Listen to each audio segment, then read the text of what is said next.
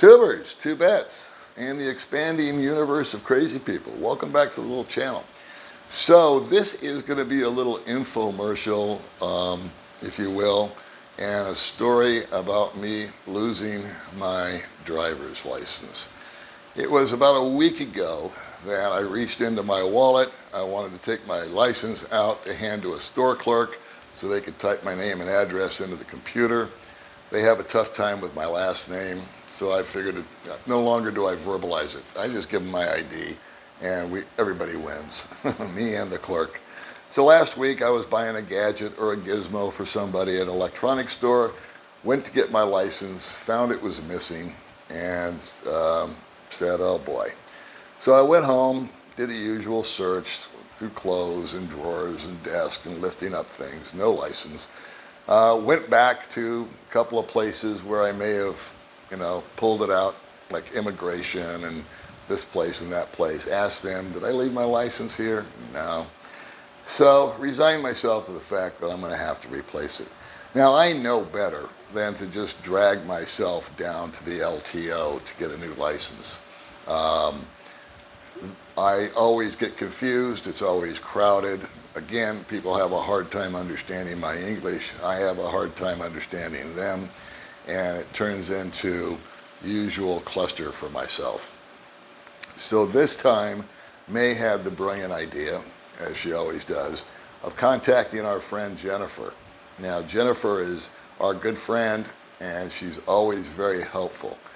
Also, Jennifer had lost her driver's license about a year ago when she went snorkeling. She lost it in the ocean. She had it in her swimming trunks, and away it went. So she said, yeah, I lost mine last year, and I can help you, because what she said she needed was, she had to go, the LTO told her, you have to go to a lawyer and have what's called an affidavit of loss typed up. And once you have that, you can come back to the LTO and they'll process the paperwork for a new license. And so I said, cool. And Jennifer offered to take me and May to her attorney to have the so-called, or the aforementioned affidavit of loss. I've got it right here to show you. It's probably backwards because I'm in selfie mode, but take my word for it, that's an affidavit of loss that's typed up by the lawyer's secretary, and then he signs it. And I was thinking, man, I wonder how much this is going to cost. And we were there about 30 minutes, and they did all this and that and the other. The good news is I had a copy of my license on my phone, so the secretary was even able to put the license number and all that good stuff on there. And the total charge was, are you ready? $4. I was thinking it was going to be like $100 to go talk to an attorney. No, I'd never been to an attorney out here. So it was $4. And then we made our merry way down to the LTO. I'm feeling good. I've got the affidavit of loss, and I've got the form they hand you to fill out to get a new dealio, get a new license. And they said, well, things have changed since Jennifer lost her license. You need to go down and file a police report along with the affidavit of loss. Okay, so we leave the LTO and Jennifer drives us around to the Dumaguete police station, where we go inside and queue up, and I get to the front and the guy starts asking me questions right away, like, when did you lose it? Was it in the afternoon? Where were you at? And I didn't really understand why he was drilling me with all these questions, but the bottom line is he has to fill out a report. It's called a police blotter. And it's in addition to the affidavit. So I just started telling my story to the young officer there at the police station, when in comes a woman, a Filipino woman, who said, hey, she had left for 10 minutes or something. She goes, I've been waiting since 10 o'clock. And the young officer looked at me and he said, sir, it really is first come, first serve. I said, I'm cool with that. So we sat down for an hour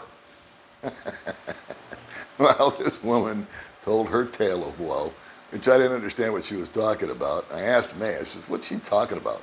And she says something about losing 1 million pesos to somebody. And that was the gist of her dilemma. And I thought, well, her problem's a lot bigger than mine. I'm glad I let her go through, or I'm glad they let her go through, because she had been waiting. So anyway, we cooled our heels for about an hour until she finished her story. And then the guy turned his attention right back to me. And he wrote up a report, date, time, place, this, that, the other, that I had diligently tried to find it and to no avail, and blah, blah, blah, blah, blah.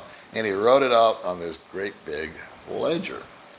And then he said, okay, you need to come around here with me, and you need to take a picture of what I just wrote with your smartphone. Where's that? Hang in there. It's right here.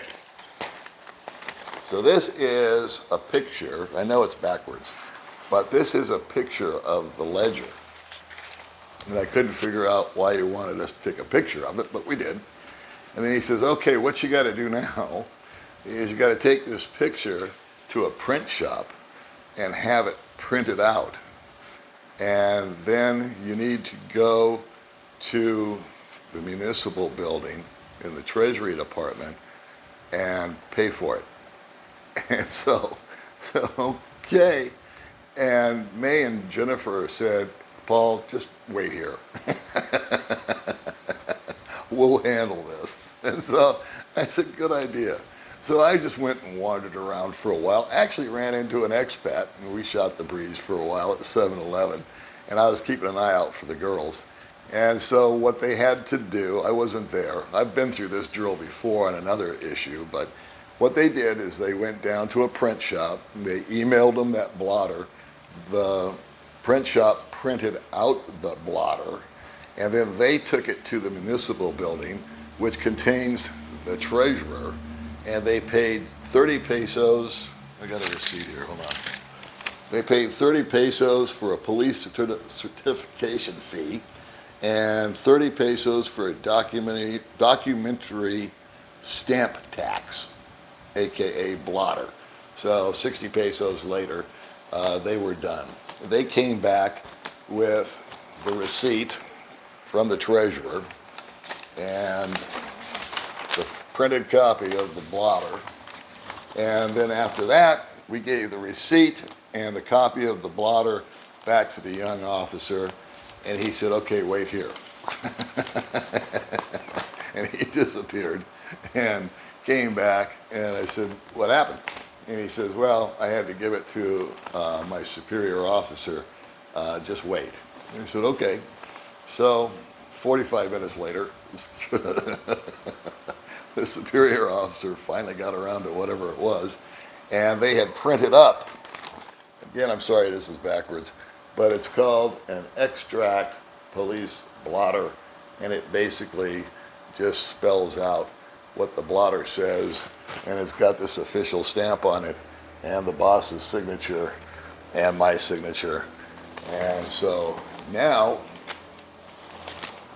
we started this escapade at 11 o'clock, and it's like pushing 3:30.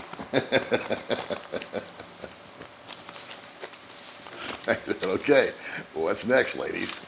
And they said, well, we're going to go back to the LTO. We've got the affidavit, we've got the police blotter, we've got the stamp, we've got the receipt. We're cool for school. So we make another trip around the house and down the fence and around the corner, back to the LTO. Went up very proudly to the guy standing as the gatekeeper for the LTO, and I got an appointment. Come back on Wednesday, July 22nd. I did not get my driver's license. I got an appointment.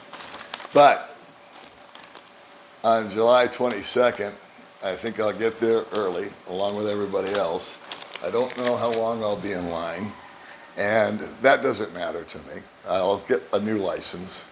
The news story is they've ran out of plastic, so they can't actually print up an actual driver's license like I had before. What you get is a piece of paper. And so we'll take that and get it laminated, I suppose, and carry that around. And as far as a picture on it, I don't know how that's going to work. But I thought it was interesting that you need to go to a lawyer, you need to go to the police station. You can't make the copy at the police station, you have to go to a print shop. And then after the print shop, you got to take another trip down to the municipality building and see the treasurer, pay them money, and then come back, and then they actually type up the police blotter, which I would have figured they could have just done that, but I'm not in charge. And then you take that down to the LTO. And that's my story about losing a driver's license. So if you're a guy with a short fuse or whatever, just understand, forewarned is forearmed. I don't have a short fuse. I'm a very patient guy, except when people wake me up. And so that's my story, and I'm sticking to it. All right, I'll see you guys in the next video.